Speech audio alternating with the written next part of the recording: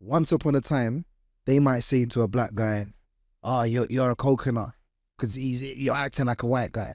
Or they might say to a black guy, "Oh, why you acting like a white guy?" Or they might have names for people that's Asian or Africans or Caribbeans. There was a lot of racism and prejudice and stereotypes and all of these things. But I would say, like, growing up, I seen all of that stuff end. Because, look, like my grandparents, they came from Caribbean, they came to UK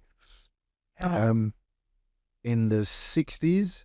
So my grandparents, I would say, I think they came to, there was the Windrush era. Yeah, 80s, pushing 90s, like, wow. So that was in Jamaica, they had the Windrush era.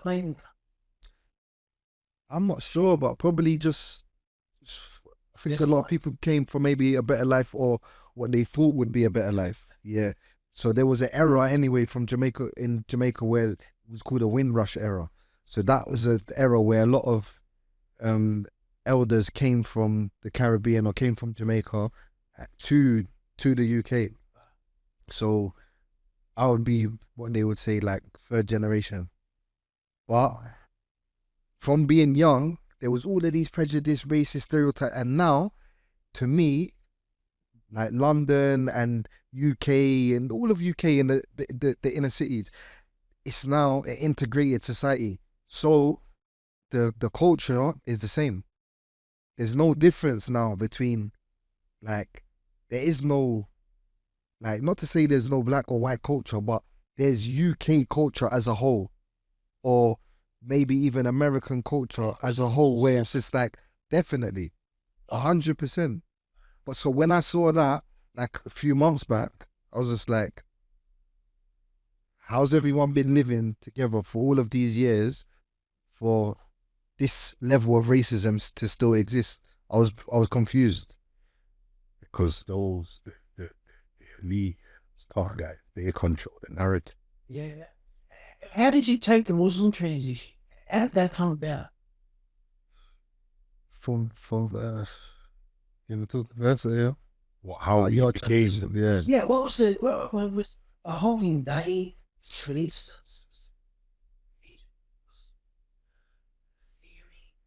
My thing was because naturally in our communities, always growing up around Muslims, you know, I was a Christian.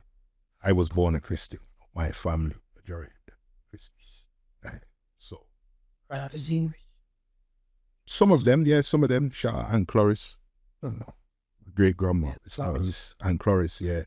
She's still a devout Christian, like very devout. And my great grandmother. So those guys, yeah, they was on it, you know, go to church with great grandma every Sunday. That was that. There was no maybe you're going. Naturally, never resonated with me. Didn't feel anything. Just felt like you go to Sunday school, interact with other children, and that was that. You know what I mean? More just looked at it like a place to have a bit of fun on a Sunday. You know what I mean? Apart from the service where you had to sit down and listen, that was a bit boring. You know what I mean? But other than that, the Sunday school, kind of fun. You know what I mean? Got a bit older, stopped going. You know what I mean? What age when I stopped going? Probably about 9. Yeah, about 9, 10. Stopped just before secondary. Stopped going. And then, I to be honest, I started looking into Islam in secondary school. Naturally hanging around more Muslims, you know what I mean? And there was one brother, Abdullah, Yemeni bro. Me and him used to speak about certain little things, you know what I mean? Growing up, I had a lot of problems with Muslims. You know what I'm saying? Yeah, I had a lot of issues with not Muslims or Islam, but like the people that I was having issues with were Muslim. You know what I mean? So certain Somali brothers, Arab brothers, Pakistani brothers. You know what I mean? That was their religion, Islam. At that time, I'm a Christian, so I'm looking into it myself. I'm at home on YouTube, listening to certain videos, and because I was shortening, there was one video I listened to, and this video, the title of the video was, "After you watch this, you will cry." So naturally, seeing that, thinking, bro, what? I ain't gonna cry. So I'm listening to this video, and it's like, with a lot of these, a lot of the Islamic videos, they have like a humming in the background.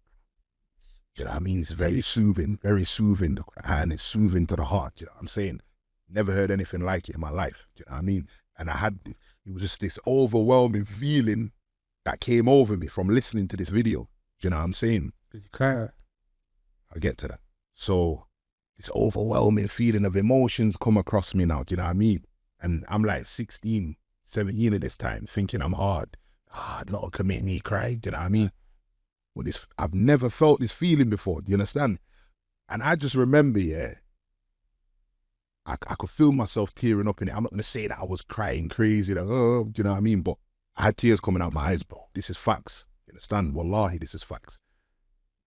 I rung all the women in my family, the immediate, with my grandma, my mum, my auntie, just apologizing that I'm sorry for everything, like, because I was kind of a nuisance, you know what I'm saying? I'm just apologizing. That's all I was, even to the point, they're like, what's wrong with you? You know what I mean? Because before this, I'm catching attitude. I'm not moving correct. You know what I'm saying? So they're like, what's you want about? Like, they're back. They're like, what's wrong with you? Over for the What's wrong? You're over for the time. Over for the time. Yeah, he's like, we get it. Oh, we get it. Yes. So I'm saying, Yeah. from that, I'm saying, bro, like, when it comes down to spirituality or any sort of religious teachings, like, nothing has ever, I've never felt that feeling. You understand that? And I couldn't control it. So I'm saying to myself, this must be the truth. It must, you know what I mean? Well, it was like a calming effect. Yeah, definitely. Like, That genuinely. you know what? I would say, yeah, no, because I was still in a certain mode. Do you know what I mean? I'm still in a certain mode where I want to do certain things. I'm doing certain things.